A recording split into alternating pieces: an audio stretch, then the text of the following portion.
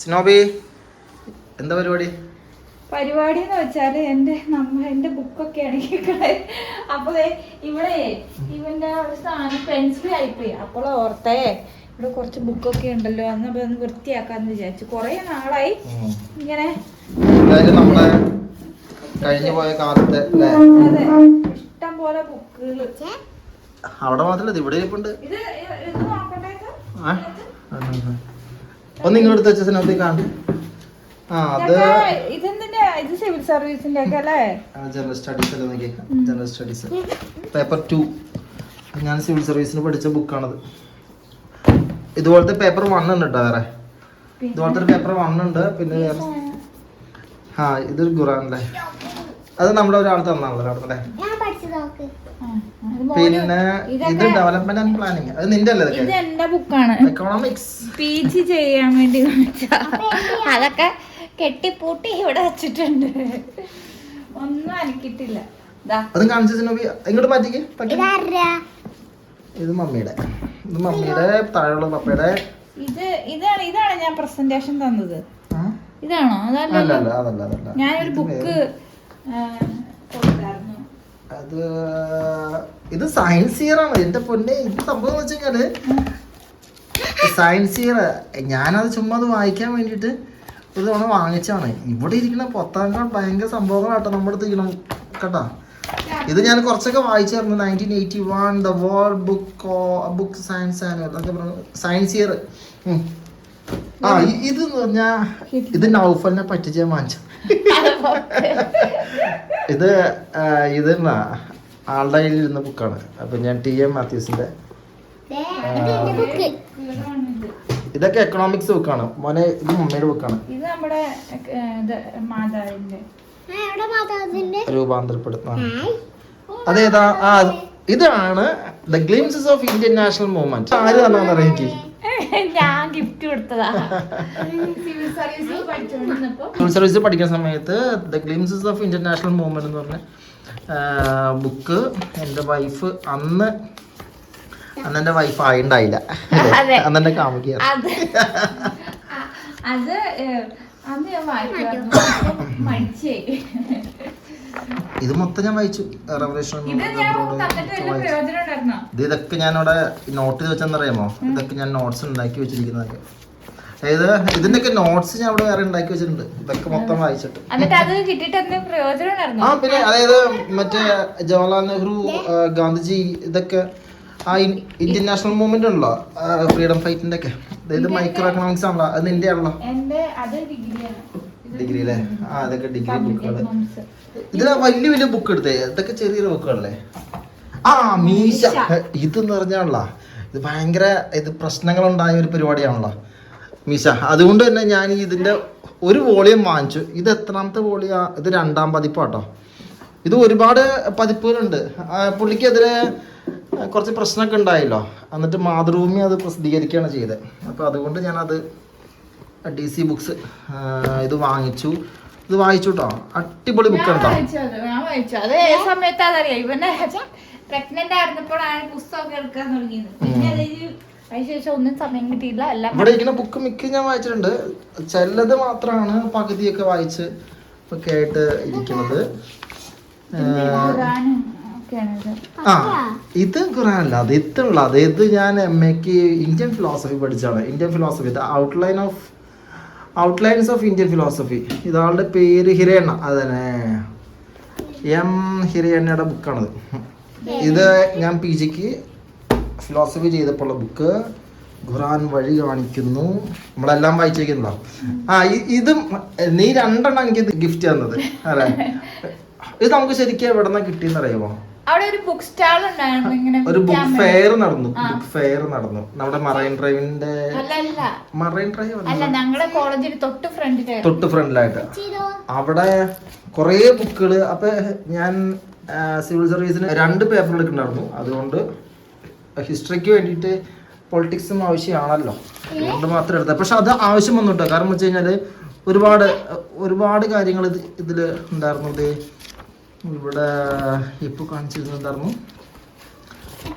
എന്തോ എന്തോ സത്യം പറഞ്ഞ ഇതേ പഠിക്കാനുണ്ടോന്നൊന്നും എനിക്ക് അറിഞ്ഞൂടായിരുന്നു, പക്ഷെ എന്റെ സബ്ജക്റ്റുമായിട്ട് റിലേറ്റഡ് ആയിട്ട് ഞാൻ അത് എടുത്ത്. അടിപൊളി ബുക്കാട്ടോ.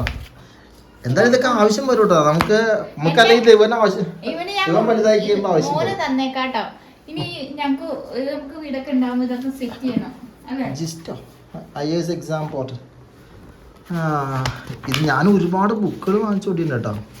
The Hindu, Kurukshetra, science reporter, Yojana നമ്മുടെ അടുത്ത് ഇഷ്ടംപോലെ ഉണ്ടാവും.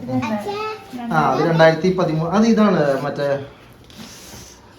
എല്ലാ വർഷവും വാങ്ങണം. ഇത് പുതിയത് നമുക്കത് എല്ലാ വർഷത്തെയും പരിപാടികൾ നമുക്ക് കാണാം, അറിയാൻ പറ്റും. ഇതാണ്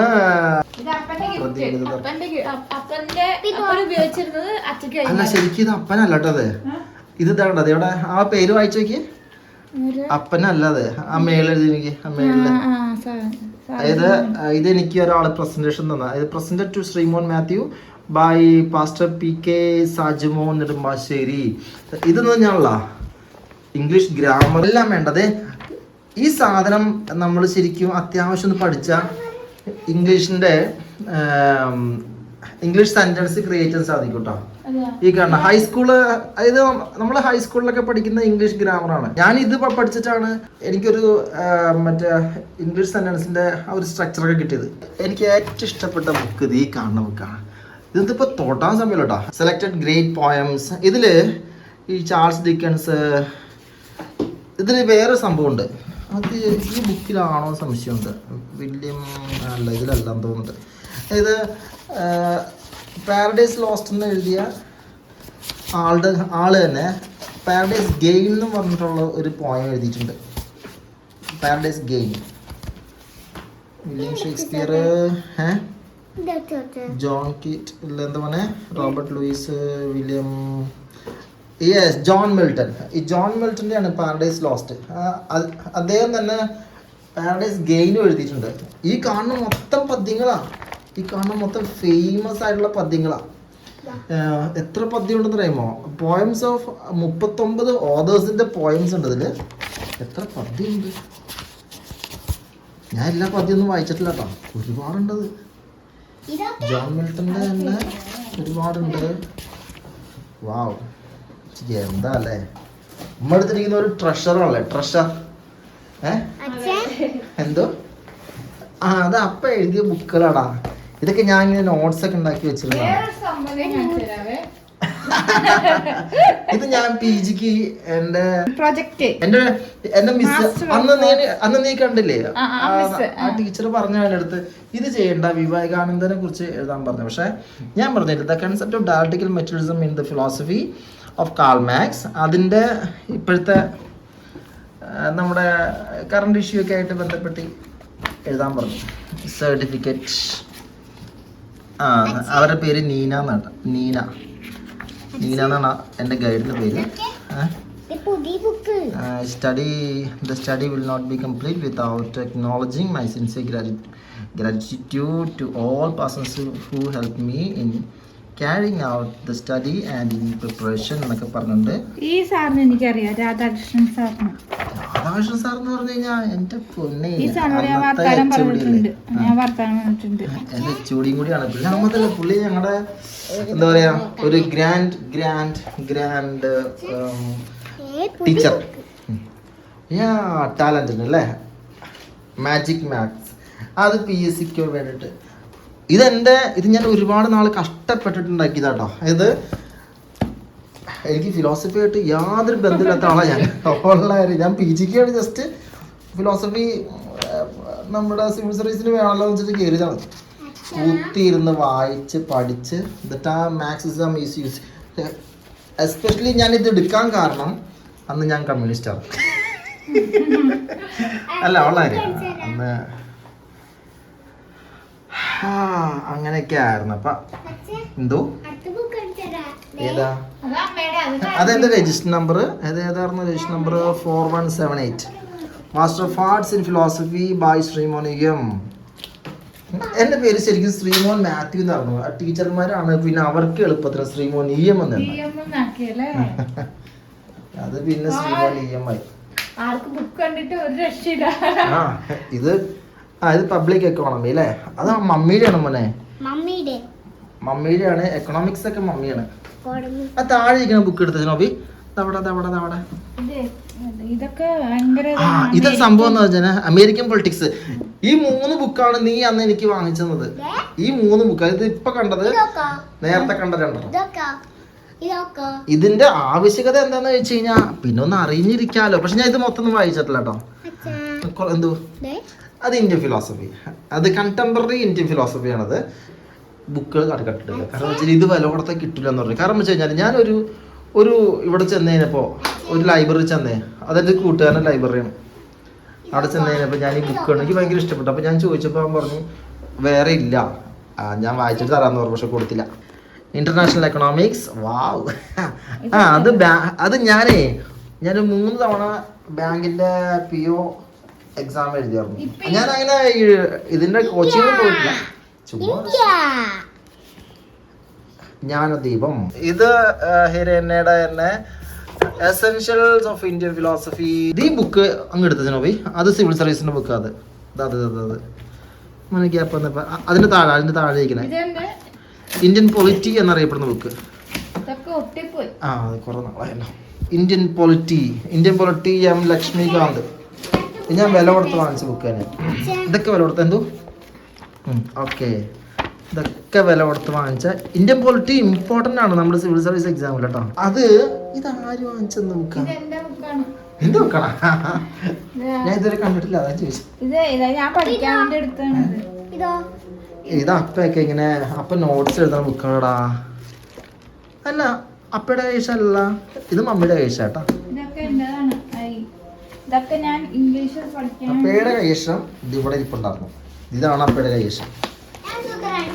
എവിടെ പോയി മാക്സ്. ദിസ് ഈസ് മൈ കൈശം. അതിൽ മനസ്സിലാവണ്ട.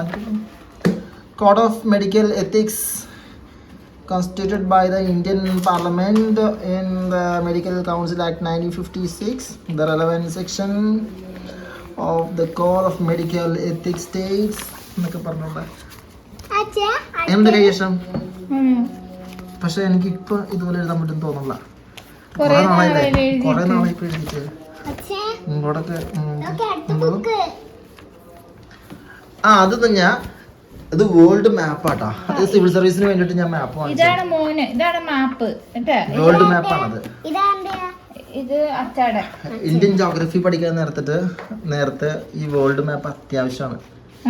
അത്യാവശ്യം world map. Indian geography paper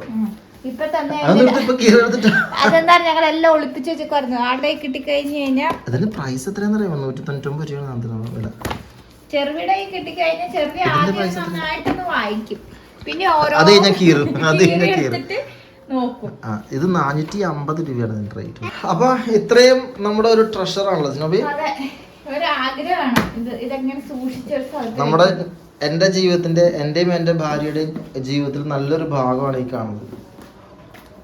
ഒരുപാട് വർഷത്തെ പ്രയത്നങ്ങൾ. എന്നാലും പിന്നെ നമ്മൾ പുതിയ മേഖലയിലേക്കായി അല്ലേ? നമ്മൾ ഉദ്ദേശിക്കുന്ന രീതിയിൽ തന്നെ പോകണമെന്നില്ലല്ലോ.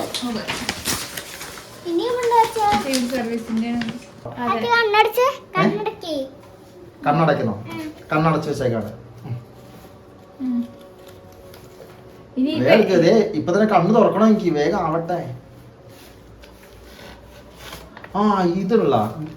ഇത് സിവിൽ സർവീസ് ക്രോണിക്കിൾസ് ആണ്. എല്ലാ മാസവും ഇറങ്ങണ monthly.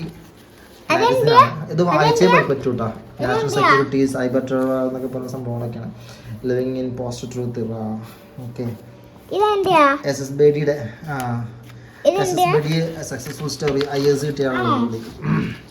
Captain trade Pakistan democracy. അന്ന് എൻ്റെ അടുത്ത് എല്ലാരും പറഞ്ഞാണ് എടാ നീ ഡൽഹിക്ക് പോ. പക്ഷെ അന്ന് എൻ്റെ അമ്മയുടെ പ്രശ്നങ്ങളും പോട്ടെ അതൊക്കെ എടുക്കുമ്പോ ഭയങ്കര സങ്കടമാണ്. അപ്പൊ നമ്മുടെ ലൈഫിന്റെ ഒരു ഭാഗം തന്നെ നമ്മളിപ്പോ കാണിച്ചിരുന്നില്ലേ? ഞങ്ങൾ എന്തൊക്കെ ആകാൻ ആഗ്രഹിച്ചിരുന്നു എന്നൊക്കെയാണ് നമ്മൾ കാണിച്ചത്. Okay thank you. അപ്പൊ അടുത്ത വീഡിയോ കാണാല്ലേ. അപ്പൊ ടാറ്റ.